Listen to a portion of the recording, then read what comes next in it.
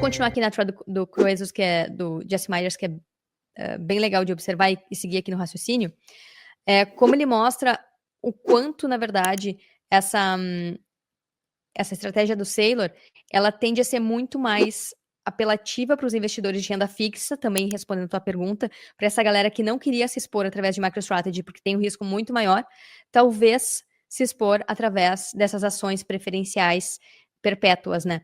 Porque elas não têm prazo de validade. O prazo de validade é quando as ações atingirem $1.000, e segundo o Saylor e, enfim, todos os conceitos do Bitcoin tende a seguir se valorizando, é uma tecnologia de number go up, não se sabe quando que ele vai atingir patamares cada vez maiores, mas a tendência é que ele faça isso, porque governos não vão parar de imprimir dinheiro. Com isso, ações de empresas que tiverem exposição em Bitcoin naturalmente vão se valorizar, e é questão de tempo até chegar nos $1.000, é por isso que ele emitiu esse tipo de ação. E aí tem essa imagem aqui que o Jesse Myers coloca, né, ele compara a emissão das ações MSTR, as ordinárias, e a exposição e a valorização delas ao longo do tempo, em comparação com as ações preferenciais STRK, porque essas ações ordinárias, elas tinham preços base, assim, ou preços-alvo de conversão. Então, quando chegassem 238, 672, em cada momento aqui, a cada ano, elas vão ser convertidas automaticamente em dólares. Mas essas ações STRKs preferenciais, elas são uncapped, ou seja, não tem uma trava de preço. Quando elas atingirem os $1.000, elas podem seguir se valorizando e é opcional. A pessoa pode converter para MSTR ou dólares ou não, seguir acompanhando a valorização da ação da MicroStrategy, que se Bitcoin continuar se valorizando, a ação dela também tende a continuar se valorizando. E aí, no próximo slide, eles mostram o impacto que isso pode ter dessas notas conversíveis, né?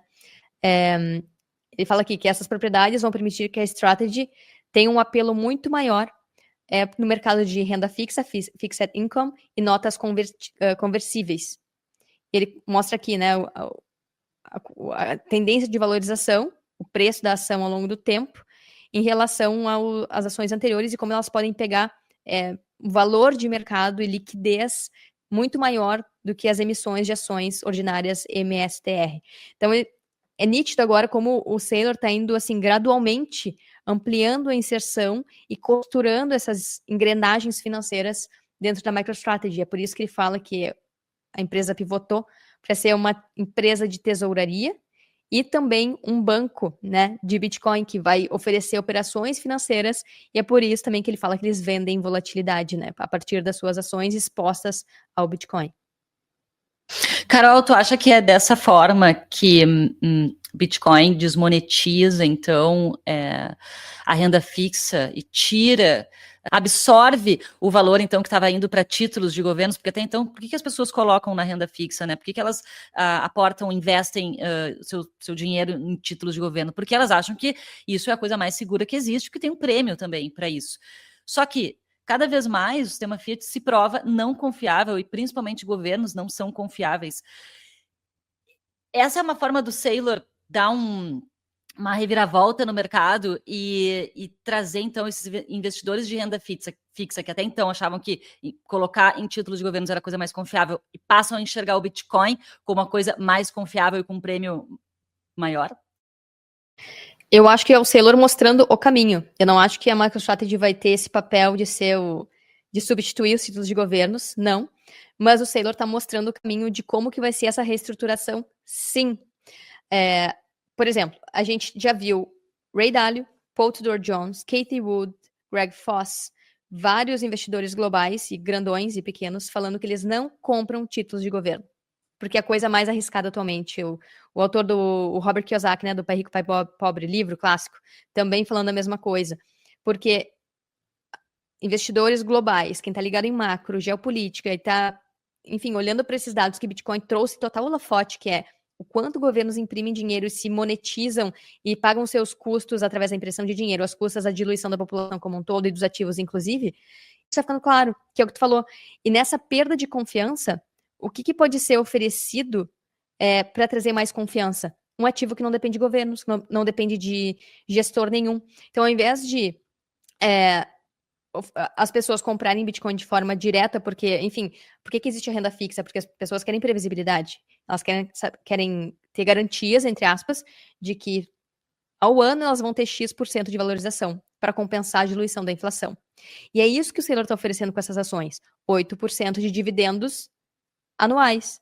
Ou seja, é a renda passiva que a galera Fiat tanto gosta e que, enfim, quando a gente fala que Bitcoin tem grande valorização e tudo mais, a galera Fiat fala, mas Bitcoin não é de nada, Bitcoin não me dá renda passiva, que é o argumento do Warren Buffett também a respeito do ouro, por isso que ele falava que ele não tinha ouro, mas sim ações de mineradoras, né? Que é a história da renda passiva. Sim, como que eu vou sobreviver, viver com Bitcoin se isso não me dá nenhuma renda passiva? E o Saylor, entendendo muito bem essa psicologia Fiat, está usando a engrenagem que ele tem, que é a sua própria empresa, pivotou totalmente ela, botou um baita holofote nela, moldou toda a sua estrutura para se transformar não mais numa empresa de software, mas sim numa empresa de operações financeiras alavancadas em Bitcoin, e agora oferecendo uma espécie de renda fixa / passiva com Bitcoin.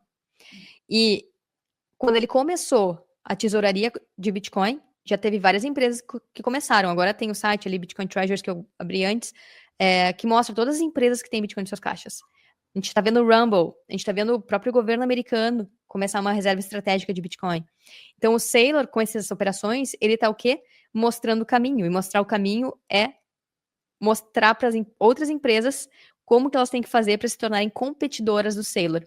E é também por isso que ele está ávido em levantar capital o quanto antes, o mais agressivamente possível, porque sabe que isso vai se espalhar feito pólvora.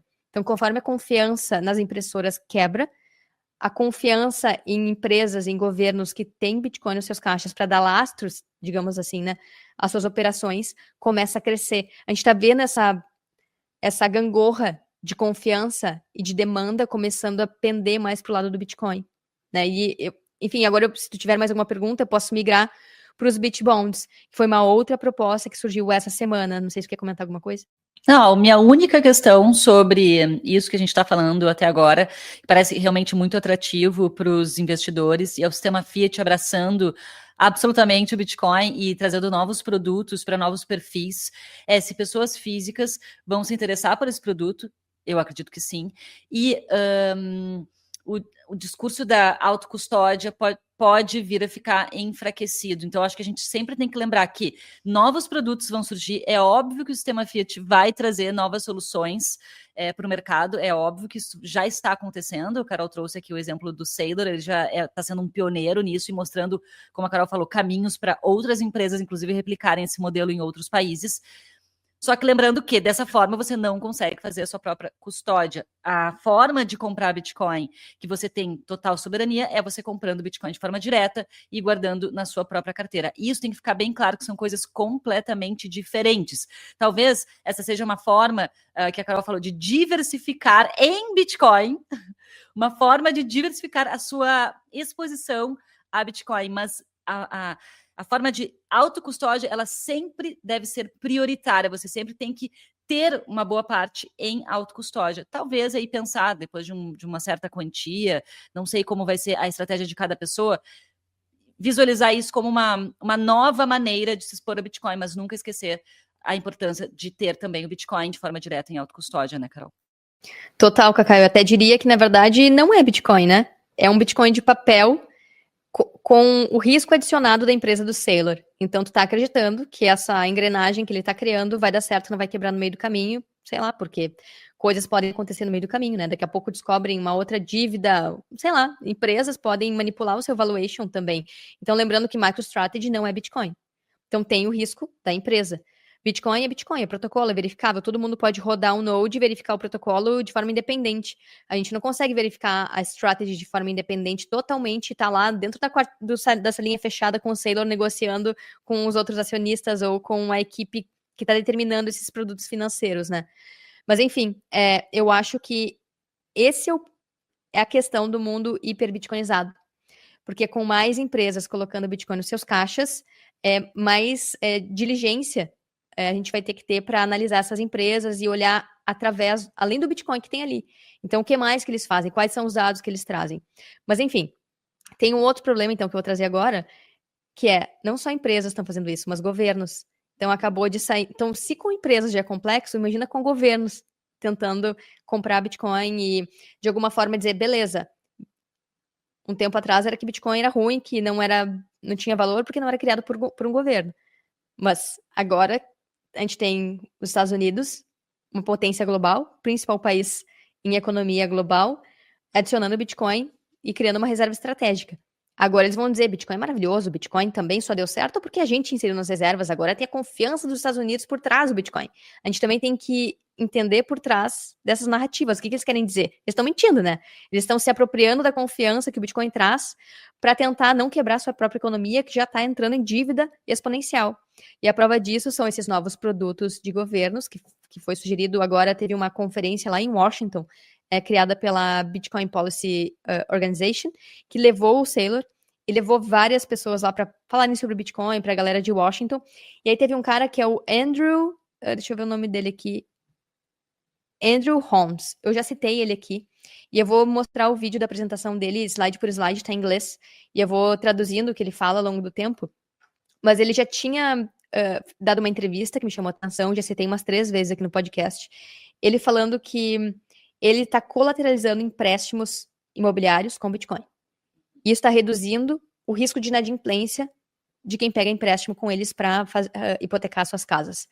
Agora, ele fez uma apresentação sobre uma proposta do governo americano emitir Bitcoin Bonds, ou seja, títulos de renda fixa que, enfim, as pessoas emprestam dinheiro para o governo americano e o governo americano compra Bitcoin com parte desse valor. E aí, eu vou botar aqui na tela, que eu acho que vai ser mais fácil de seguir uma ordem lógica, mas é basicamente o que ele já faz lá na estrutura de crédito imobiliário, que ele falou numa entrevista, ele está extrapolando essa estratégia para o governo americano. Como que eles reduzem a dívida americana, o risco de inadimplência do governo americano, inserindo o Bitcoin dentro dos treasuries, dentro das propostas de títulos que vão ser emitidos nos próximos anos. E nisso...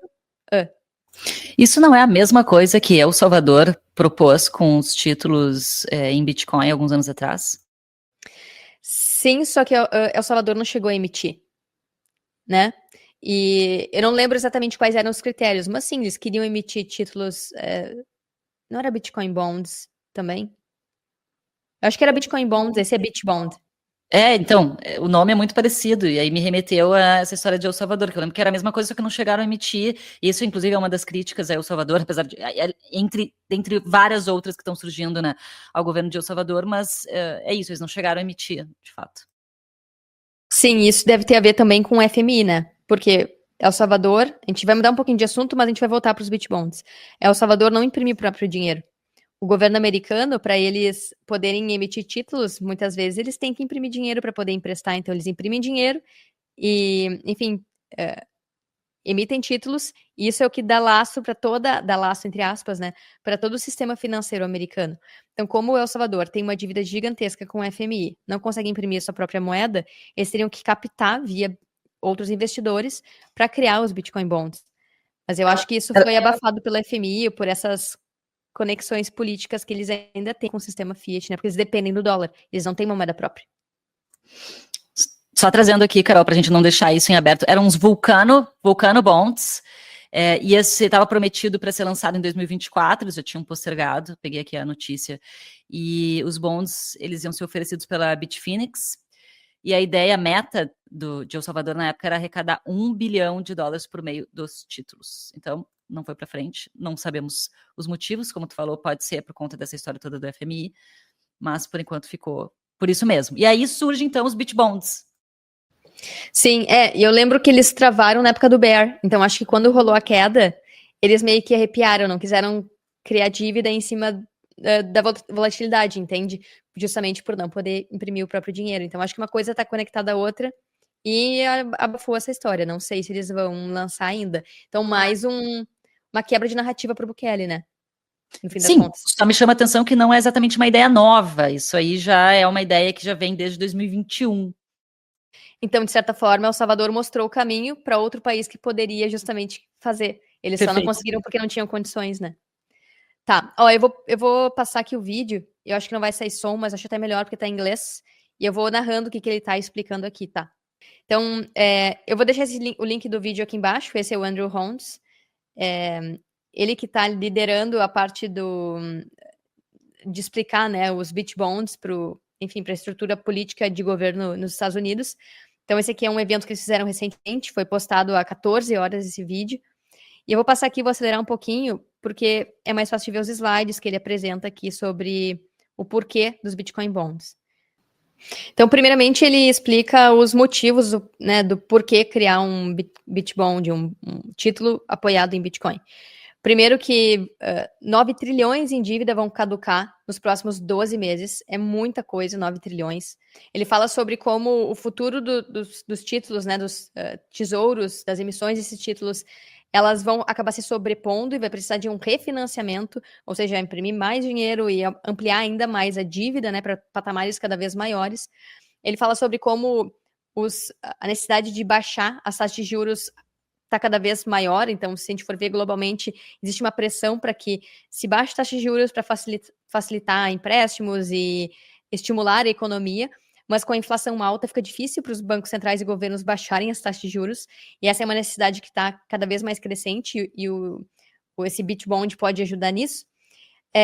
Ele fala que a reserva estratégica já foi criada, então já tem uma reserva feita, esses Bitcoin que seriam comprados através do Bitbond seriam adicionados a essa reserva estratégica, vai reduzir a necessidade de empréstimos e reduzir a dívida americana, e para mim esse é um dos principais pontos dessa proposta também, e que é uma nova ferramenta para gerar mais economia para os países e para as famílias americanas. E como seria a emissão desses títulos, né? Como iria funcionar? Então, a cada 100 dólares emitidos, 10 dólares seriam destinados para comprar Bitcoin, ou seja, 90% dos valores arrecadados iriam para fundos do governo e 10% para compras de Bitcoin. Numa taxa de juros de 1% anualmente por 10 anos, muito mais baixa que outras taxas de juros de outros ativos, daria um retorno total de 4,5% sênior, ou seja, quando caducasse esses bonds. E aqui está o ponto, tá? 50% da valorização do Bitcoin iria para a pessoa que comprou esses bonds e o restante iria para o governo americano. Ou seja, iriam ratear com quem emprestou dinheiro para o governo americano a valorização que esses 10% de compra de Bitcoin teria ao longo desses 10 anos. Então, é um título de longo prazo que eles querem emitir, não é um título de curto prazo. Então, desses 2 trilhões de dólares em títulos emitidos, cerca de 200 bilhões iriam para Bitcoin, com esses 10% dos 2 trilhões, o que geraria uma compra de 2,2 milhões de Bitcoin. Isso é quase, enfim, 100% da oferta que existe hoje. Eu ia justamente perguntar, tem tudo isso para comprar? Pois é, tem só mais 1,9 milhões para serem minerados. Então, eles estão querendo justamente absorver a demanda de quem já tem Bitcoin, né? Vamos ver quem que vai vender para eles, né? Vamos ver quem que vai vender para eles. Aqui. Então, deixa eu ver se tem uma imagem maior dessa tela aqui, mais para frente. E ele explica que, então, isso iria, no fim das contas, gerar, nesses 10 anos de economia, geraria 700 bilhões de dólares, aí descontando os 200 bilhões para comprar Bitcoin, daria, no valor presente, né, 500 bilhões de dólares. Isso geraria de economia, aqui na parte da direita, né, que 354 bilhões de dólares seriam economizados e iriam para os caixas dos Estados Unidos ao longo do tempo.